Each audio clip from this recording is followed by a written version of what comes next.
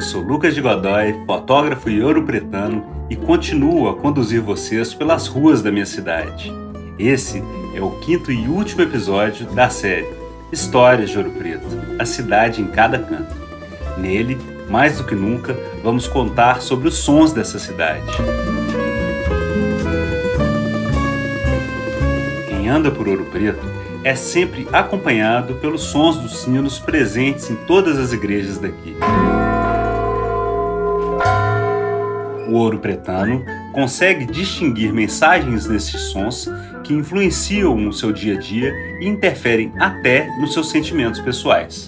Alguns sinos são até reconhecidos pelos seus nomes de batismo, como nos mostra Manuel Bandeira no seu Guia de Ouro Preto.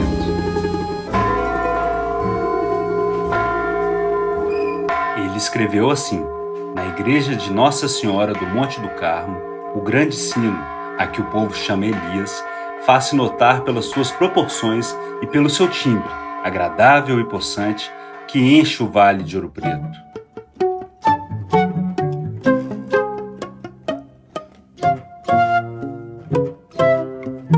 Antigas formas de comunicação com os homens e com Deus, muitas vezes os sinos são considerados incômodos em uma sociedade que privilegia outras formas de contato, muito mais ruidosas.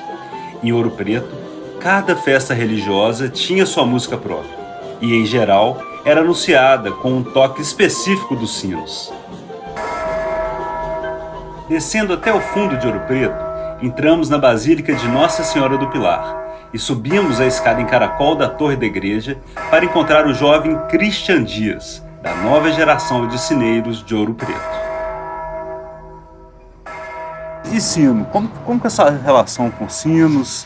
Como começou isso? A minha relação com os sinos vem desde criança. Eu fui coroinha e de coroinha fico encantado com o sino, aquela coisa, e já procura saber como que faz. Já tive o contato com as torres desde criança mesmo.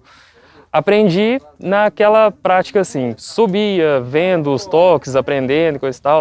Geralmente, quando a gente era mais novo, às vezes pegava a pedra, batia, assim, para poder aprender os toques. Você não consegue imitar um repique com a boca, assim, alguma coisa assim, não, né? Com a mão, não é difícil, né? Com a mão, talvez.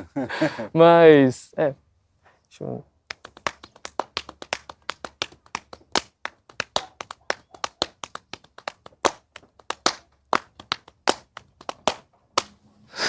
É uma sensação ímpar.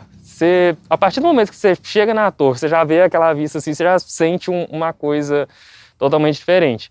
Depois você já começa a pegar o sino, você sabe que você está anunciando algum momento ali, seja um momento mais alegre, seja um momento triste, então você sente incluído na parte de um momento único para qualquer pessoa, para qualquer evento.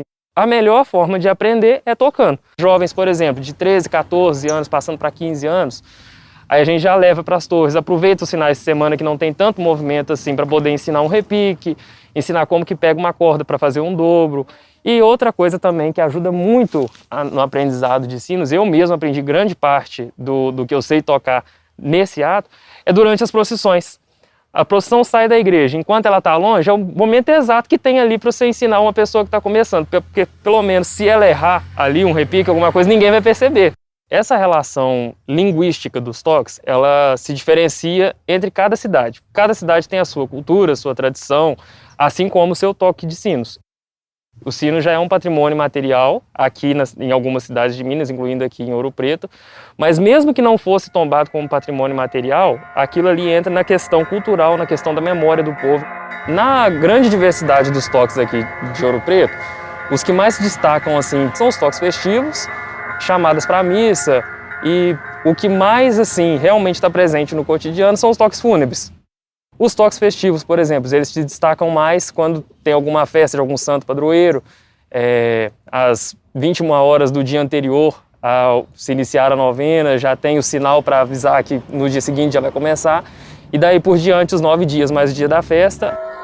Os toques fúnebres, eles se diferenciam entre homem, mulher e criança, cada um tem o seu sinal, cada um tem a sua distinção entre um e outro, assim como também o toque fúnebre para presbítero, bispo, por aí vai. Saindo do Pilar, subimos a ladeira até a Igreja do Rosário. fui reencontrar o professor Victor Vieira de Godoy, que participou do primeiro episódio dessa série. Ele está envolvido numa das principais atividades de lazer dos ouropretanos, brincar com suas netinhas no adro da igreja. Lá, conversamos sobre os momentos em que os sinos de Ouro Preto participaram de forma inusitada em alguns episódios. Dora, cuidado aí, tem que ficar de olho, né? Pois é, o som dos sinos também é usado de forma de marcar posições que nem sempre são de natureza religiosa. Aqui, por exemplo, os sinos soam todos os anos no dia 2 de setembro. Por quê? Eles lembram a todos o grande roubo de tesouros da Matriz do Pilar, que foram roubados nessa data, em 1973, e nunca mais foram encontrados. É uma história cheia de mistérios.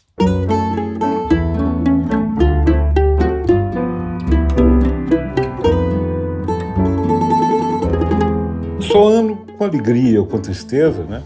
Os sinos de Ouro Preto foram marcantes, por exemplo, para o imperador Dom Pedro I, bem no início da nossa independência. Em março de 1822, ele ainda era príncipe regente e visitou Ouro Preto. Ele vinha pedir apoio da província para reforçar sua posição contra as cortes portuguesas, que estavam exigindo que ele voltasse para Portugal e estavam decretando medidas para diminuir a autonomia do Brasil. A atitude do príncipe regente foi saudada com entusiasmo, né?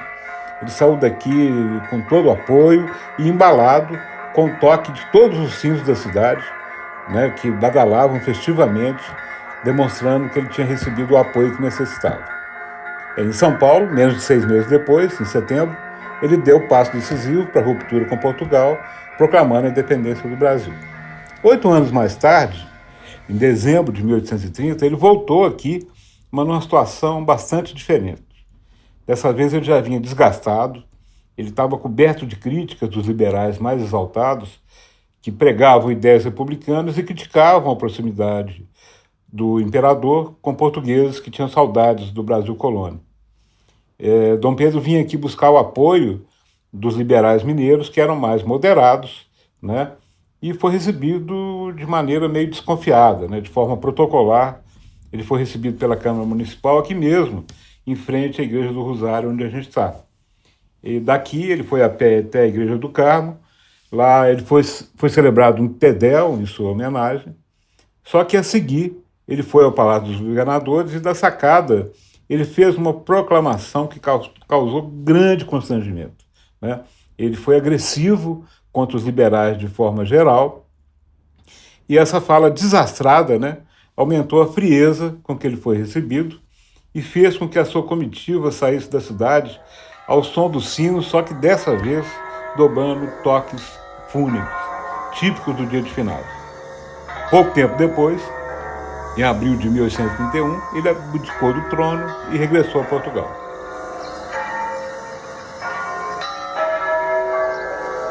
"130 anos depois dos episódios com Dom Pedro I, em 1960, o presidente Juscelino Kubitschek promovia aquilo que seria a cereja do bolo de seu mandato. Ele pretendia realizar em 4 anos o que levaria 40. A cereja do bolo era a inauguração de Brasília. As festividades, né, cheias de simbolismos, né, eles tiveram uma marca que deveria reafirmar a mineiridade do presidente. O sino da Capela do Padre Faria foi levado, juntamente com o sineiro chamado Amador, para badalar à meia-noite do dia da inauguração e no momento da consagração na missa festiva rezada na Praça dos Três Poderes. Isso foi feito e teve grande repercussão na imprensa. A gente dá mais um salto no tempo e chega no dia 15 de março de 1985. Nessa data, deveria tomar posse o primeiro presidente eleito desde 64, o mineiro Tancredo Neves, né? Repetindo o que tinha acontecido em 60, os organizadores das festividades promoveram o retorno do mesmo sino, acompanhado do mesmo sineiro, o Amador, para soar na hora da posse de Tancredo. Contudo, como a gente sabe, né, no dia anterior, Tancredo teve que ser internado com uma doença que o levaria à morte, né? E tudo foi adiado. Aí Brasília virou uma bagunça naquele dia e ninguém se lembrou do sineiro Amador, que ficou abandonado, não sabia onde ia ficar, ficou vagando 2 dias em Brasília, sendo considerado até meio maluco quando ele tentava explicar para as pessoas que tinha vindo para Brasília tocar um sino de Ouro Preto, ninguém entendia nada. Finalmente ele foi resgatado, mandado de volta, e pelo que eu me lembro, nunca mais ele quis sair de Ouro Preto.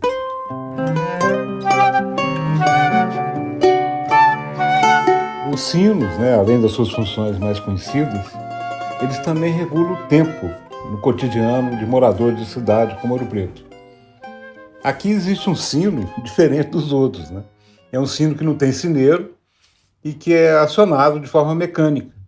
É o sino do relógio do Museu da Inconfidência. O som desse sino está impregnado na vida da cidade e ajuda todo mundo a organizar o seu dia a dia.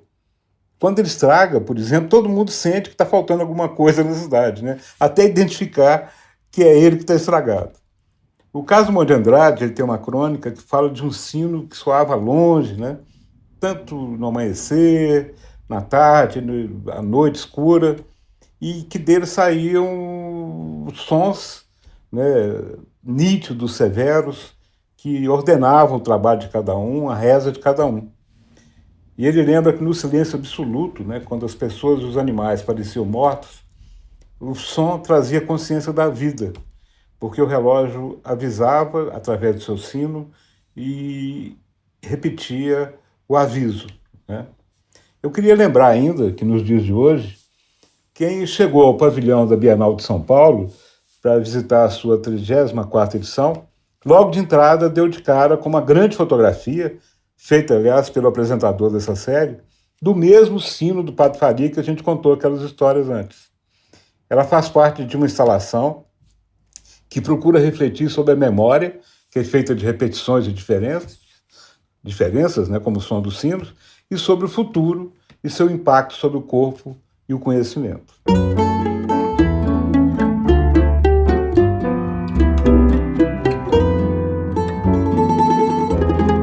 Os sinos também são usados para alertar perigos que rondam a comunidade. No mês de janeiro de 2022, Ouro Preto voltou a sofrer com as chuvas intensas e o deslizamento das encostas. Como sempre ocorre nessas ocasiões, todos se lembram dos apelos de poetas e escritores que conclamam o país e suas autoridades a redobrarem o cuidado com seus tesouros históricos. Assim, vamos lembrar o poema que Manuel Bandeira, que foi o nosso guia ao longo desses episódios, publicou no jornal Correio da Manhã do Rio de Janeiro em 11 de setembro de 1949. Minha gente, salvemos Ouro Preto. As chuvas de verão ameaçaram derruir Ouro Preto. Ouro Preto, a avózinha, vacila. Meus amigos, meus inimigos, salvemos Ouro Preto.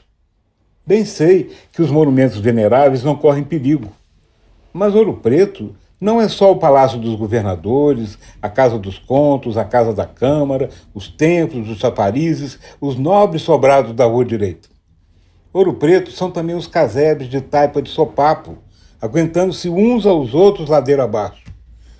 O casario do Vira-Saia tá vira não vira enxurro, e é a isso que precisamos acudir urgentemente. Meus amigos, meus inimigos, salvemos Ouro Preto. Homens ricos do Brasil, que dais 500 contos por um puro sangue de corridas, tá certo, mas dai dinheiro também para Ouro Preto.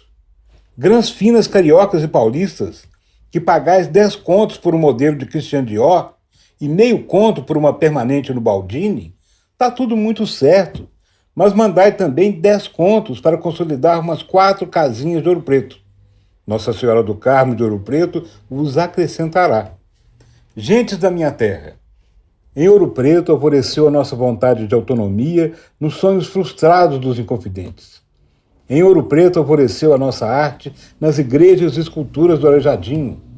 Em Ouro Preto alvoreceu a nossa poesia nos versinhos do desembargador.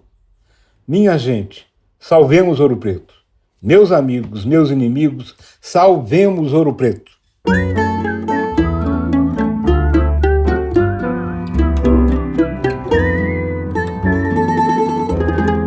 Agradeço a todos que nos acompanharam nesses passeios, subindo e descendo as ladeiras dessa cidade tão especial, e os convido a nos visitar brevemente. Um forte abraço e até a próxima! Esse podcast é uma realização do Turismo Social do Sesc São Paulo. A vinheta de abertura é uma adaptação da música Lira Siciliana de Marcos Frederico e Flávio Henrique.